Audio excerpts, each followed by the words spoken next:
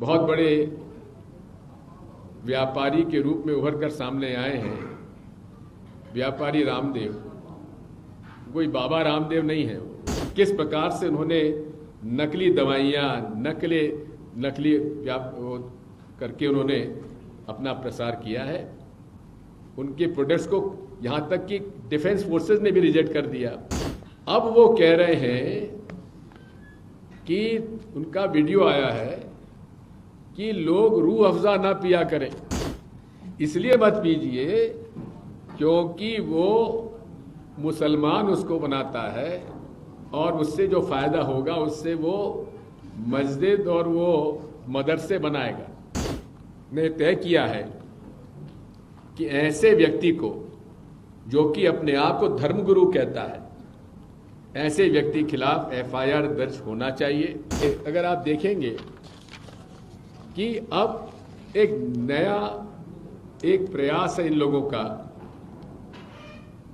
कि आप कोई भी मुसलमान के दुकान से सामान मत खरीदिए, सब्जी मत खरीदिए, सामान मत खरीदिए और उनका कमर्शियल एक्सक्लूजन करिए।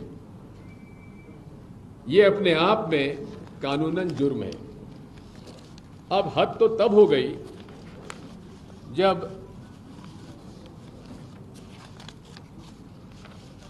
जो कि बहुत बड़े व्यापारी के रूप में उभर कर सामने आए हैं व्यापारी रामदेव।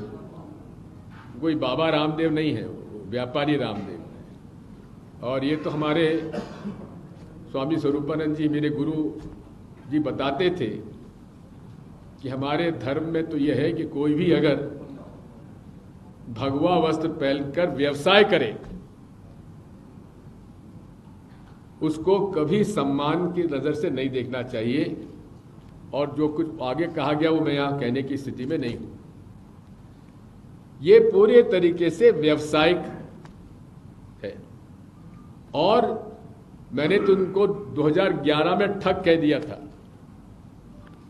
जिसके उन्होंने मुझ पर मानहानि का दावा भी बिहार में किया, वो भी चला हुआ है।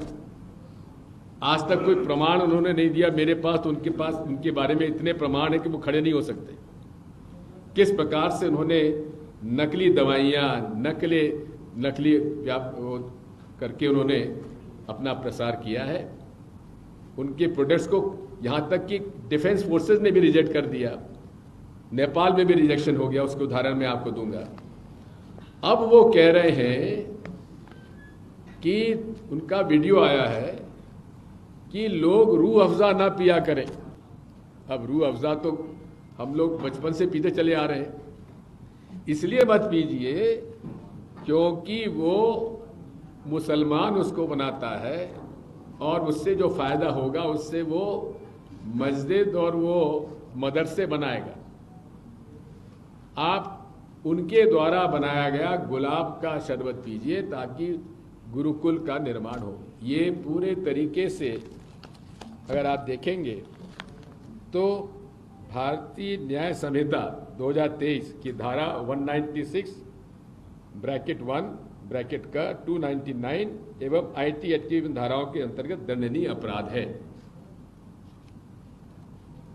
मैंने तय किया है कि ऐसे व्यक्ति को जो कि अपने आप को धर्मगुरु कहता है, ऐसे व्यक्ति खिलाफ एफआईआर दर्ज होना चाहिए और मैं उनके खिलाफ आज थाने में जाकर एफआईआर दर्ज कराऊंगा। अब ये व्यक्ति वो हैं जिन्होंने कोरोना के महामारी के समय 2 केंद्रीय मंत्रियों की उपस्थिति में कोरोनिल दवा लॉन्च कर दी,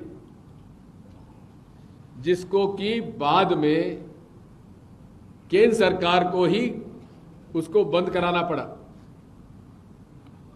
कोई नई दवा आती है तो इंटरनेशनल एक स्टैंडर्ड ऑपरेटिंग प्रोसीजर होता है, टेस्ट होते हैं, और ये ठग रामदेव ने एक दवा लॉन्च कर दी और उसमें 2 केंद्रीय मंत्री, स्वास्थ्य मंत्री डॉक्टर हर्षवर्धन और नितिन गडकरी जी उनमें लॉन्च में पहुंच गए।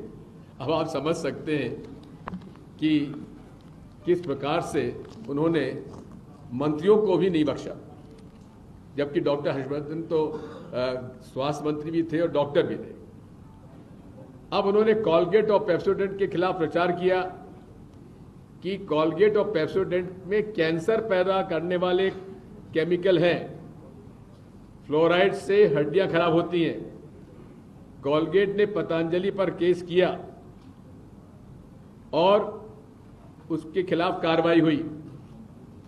मैगी में पतंजलि आटा नूडल्स के बारे में कहा कि मैगी में लेड है, शीशा है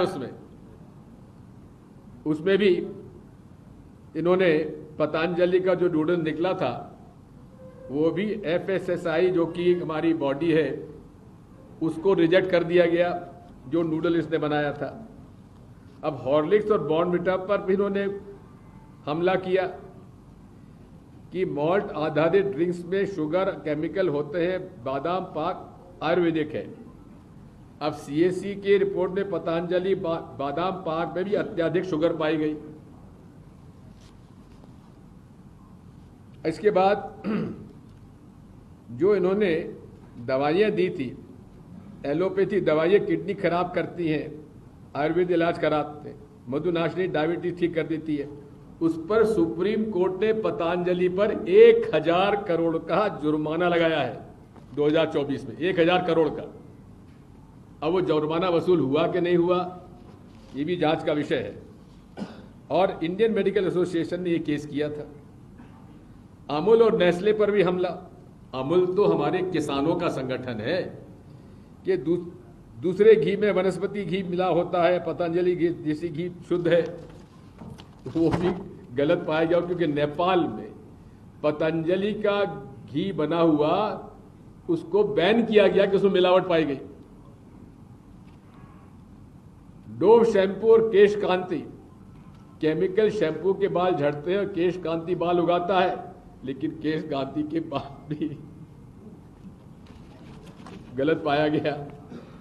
कोको कोला और पेप्सी खिलाफ प्रचार, पतंजलि का नींबू सोडा पियो, वो भी फेल।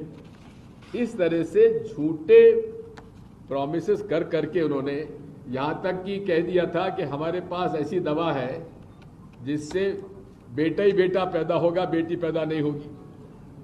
अब ये इस तरह के ठग को यहां मध्य प्रदेश की भाजपा सरकार ने जमीन बांटी, सैकड़ों एकड़ जमीन दे दी और इन्फोसिस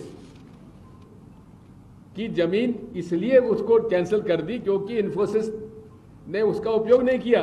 लेकिन ठग रामदेव की जमीन कैंसिल क्यों नहीं हुई अब तक? सतना में योग ग्राम प्रोजेक्ट 500 एकड़ जमीन दी गई है इनको, झाबुआ में 200 एकड़ जमीन दी गई है और आज तक कुछ नहीं हुआ। सरकार ने दावा किया था कि 5000 आदिवासी परिवार रोजगार मिलेगा, वहां जमीन खाली पड़ी हुई है। गुना में गौ आधारित कृषि प्रोजेक्ट 100 एकड़ जमीन वहां दे दी। ये गायों से गोबर मूत्र के जैविक खाद बनाने का प्लांट, वहां कुछ नहीं हुआ। और राष्ट्रीय गोकुल मिशन से 25 करोड़ का सब्सिडी भी ले ली। इसी प्रकार से शिवपुरी में जैविक कपास उगाने के लिए 150 करोड़ का 150 एकड़ जमीन आवंटित कर दी। और इस जैविक कपास का तो इतना बड़ा फ्रॉड है, मैं उस पर अलग से आपसे बात करूंगा, मेरे पास पूरी उसकी जानकारी है। और मैंने प्रधानमंत्री जी को उसकी शिकायत की थी, तो प्रधानमंत्री जी ने पीयूष गोयल जी को बताया और पीयूष गोयल जी ने मुझे स्वीकार किया कि हाँ बहुत बड़ा घपला है, जहां हजारों करोड़ का फर्जी ऑर्गेनिक कॉटन बताकर इंटरनेशनल मार्केट में बेच दिया गया। और उसमें वहां पर एक तत्कालीन गृह मंत्री नरोत्तम मिश्रा जी का एक खास टीआई था भदौरिया, जो कि फरार होते हुए भी उसको गृह मंत्री जी ने अपने गृह थाने में फरार टीआई को टीआई बनाया हुआ था दतिया में, उसकी फिर पोस्टिंग कर दी उन्होंने इंदौर में। और उसने फिर वहां के जो ऑर्गेनिक कॉटन का गलत व्यापार कर रहे थे उनके खिलाफ मुकदमा फर्जी बनाकर उनसे पैसे वसूल कर लीजिए, वो अलग केस चला हुआ है कोर्ट में। इसी प्रकार सागर में मेगा फूड पार्क के लिए 50 एकड़ जमीन उनको मिली, कुछ नहीं हुआ। अब ये जो आवंटन है ये हुआ तो उसमें उपयोग कहां हुआ, और उपयोग नहीं हुआ तो कैंसिल होना चाहिए। इसी प्रकार नरसिंहपुर में 230 एकड़ जमीन, भोपाल फूड पार्क में 50 एकड़ जमीन दे दी, मंडीदीप में पीतमपुर में 10 हेक्टेयर जमीन दे दी, 25 एकड़। ये सारा जो है इस ठग जो है, और ठग जाने ठग की भाषा, यहां के ठग जो भाजपा के ठग हैं और ये दोनों मिलकर इस मध्य प्रदेश के नैसर्गिक साधनों को लूट रहे हैं, मेरा आरोप है और हम प्रमाणित करेंगे। साथियों, ये सारी बातें बताने के साथ साथ मैं इतना बताना चाहता हूं कि पतंजलि यहां तो कह रहा है कि मुसलमानों से कोई माल मत खरीदो, वहीं दुबई में अपना प्रोडक्ट बेचने के लिए उन्होंने जमात उलमा हिंद से हलाल रजिस्ट्रेशन सर्टिफिकेट लिया हुआ है कि भाई उसके अंदर ये सारी दवाइयां हैं जिसको कि हलाल सर्टिफिकेट लगता है। जमात अश्वगंधा चूर्ण, अभिप्रतिकार चूर्ण आदि करीब 54 ऐसी दवाइयां हैं जिसमें कि हलाल का सर्टिफिकेट लगता है ताकि वो दवाई दुबई में बिक जाए। ये भी आपके सामने मैं प्रस्तुत कर दूंगा। अब यही नहीं है, ये दवाइयां बेचते बेचते ठगी करते करते इसे जमीनों का ठगी भी चालू कर दी।